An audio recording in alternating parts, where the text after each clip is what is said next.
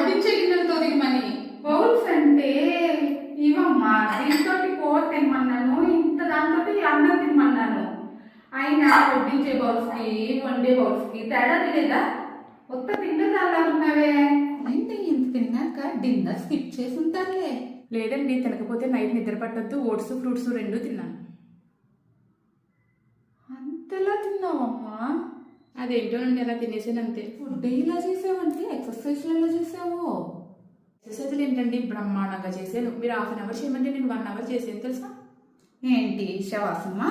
అయినా నువ్వు తిన్న తిండికి గంటేం కర్మ 24 గంటలు చేసినా సరిపోదు తెలుసా. నాకు ఒక్క శవాసనమే వచ్చనుకుంటున్నారా? సుఖాసనం వేసాను, పద్మాసనం వేసాను, అర్ధ పద్మాసనం వేసాను, వజ్రాసనం వేసాను, ఇంకా మలాసనం, మూత్రాసనం అలాంటివి కూడా వేసేసావా? అవి కూడా ఉంటాయా? నాకు తెలియదండి, మీరు నేర్పిస్తే. ఎక్కడ దొరికావే తల్లి నువ్వు నాకు. ఇలా అయితే కాదు కానీ నీకు చెప్పడం కన్నా చేయించడం మంచిదమ్మా. మా దగ్గర ట్రైనింగ్ ఉంది, 1 వీక్ రండి. ఎలా తినాలి, ఎప్పుడు తినాలి అన్నీ నేర్పిస్తారు. 1 వీక్ ట్రైనింగ్ ఉంటుంది. అలా వచ్చేయమ్మా, నీకు ఈజీగా ఉంటుంది.